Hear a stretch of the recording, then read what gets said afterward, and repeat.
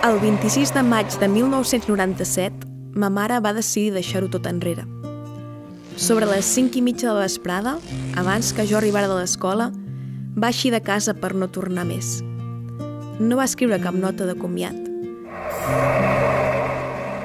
Simplement marxar per sempre, a la valenta, com li agradava carar totes les coses. La tragèdia és que no ho va fer per la porta, sinó per la balconada del 7è pis del número 242 del carrer de Balmes.